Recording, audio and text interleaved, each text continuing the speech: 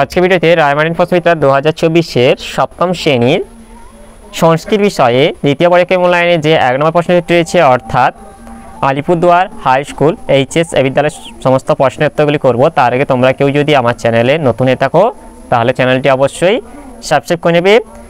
এটা হচ্ছে বাংলায় অনুবাদ করো। বৎসা যুজং কাষ্ঠখণ্ড গুচ্ছ মৃদং কুরুত। এর বাংলা হবে বৎসরা এই কাষ্ঠখণ্ড গুচ্ছ ভঙ্গ করো। দুই দিকে আছে যুয়াং মন্দিরং গচ্ছথ স্ম। এর বাংলা হবে তোমরা দুজন মন্দিরে গিয়েছিলে। এরপরে দুই দিকে আছে উপযুক্ত শব্দ বসিয়ে শূন্যস্থান পূরণ করো। একে আছে কর্তৃকারকে, এটা প্রথমা বিভক্তি হয়। দুইয়ের দাগে শিশুনা চন্দ্র দৃশ্যতে।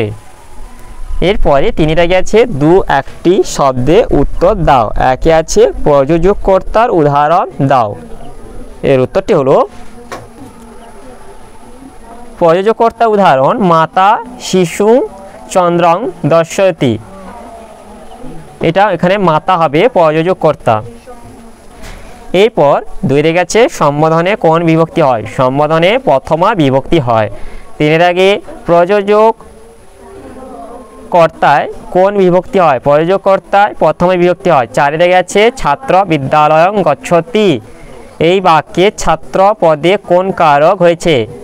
এই বাক্যে ছাত্র পদে কর্তৃকারক হয়েছে। এরপর পাঁচে দিকে আছে তৃতীয়া বিভক্তি হয় কোন কারকে। তৃতীয়া বিভক্তি হয় করণ কারকে। এরপর চারে দিকে আছে অব্যয় পদের সাহায্যে বাক্য রচনা করো। একে আছে কুত্র, দুই আছে সহসা, তিনে আছে বৃথা, চারে আছে বিনা। কুত্র দিয়ে বাক্য রচনা করলে হবে কুত্র তে নিবাস। এরপর দুই দিকে আছে সহসা, সহসা দিয়ে বাক্য রচনা করলে হবে সহসা এব ঝটিকা গচ্ছতি স্ম।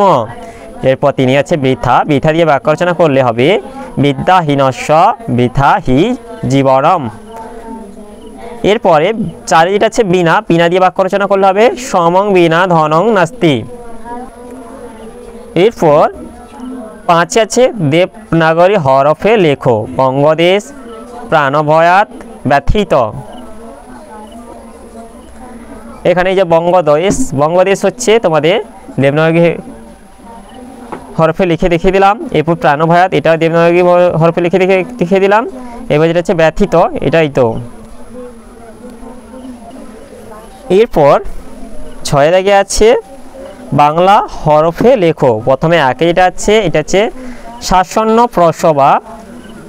দুইটা আছে সুবর্ণ হারণম হারণ। এই যে এখানটায় একে বাংলা এখানটায় আছে এবং দুইয়ের বাংলা এখানটায়। এরপর সাথে এটা আছে বিভক্তি নির্ণয় করো। একে আছে বিদ্যালয়, বিদ্যালয়টা হচ্ছে এটা দ্বিতীয় বিভক্তি। দুই হচ্ছে দরিদ্রায়, দরিদ্রায় হচ্ছে এটা চতুর্থী বিভক্তি। তিনি এটা হচ্ছে হস্তেন, হস্তেন হচ্ছে এটা তৃতীয় বিভক্তি। এরপর যেটা আছে ফলানি, ফলানি হচ্ছে প্রথমা বা দ্বিতীয় বিভক্তি। এরপর আটে আছে শব্দরূপ নির্ণয় করো। একে আছে অসমত দ্বিতীয় বহুবচন। অসমত শব্দের দ্বিতীয় বহুবচন হবে অসমান বা ন। এরপর দুই আছে অসমত শব্দের সপ্তমী দ্বিবচন, এটা হবে আবয়। এরপর তিনটা আছে যুষ্মত প্রথমা বহুবচন, এটা হবে যুয়ম। এরপর চারিটা আছে যুষ্মত দ্বিতীয় একবচন, এটা তাম বা তা। এরপর নয় যেটা আছে ধাতুরূপ নির্ণয় করো। একে আছে ক্রিধাতু লট মাধ্যম পুরুষ বহুবচন, এটা হচ্ছে কিরথ হবে। আর দুই হচ্ছে পর ধাতু লেট প্রথম পুরুষ বহুবচন, এটা হচ্ছে পঠি সন্তি হবে।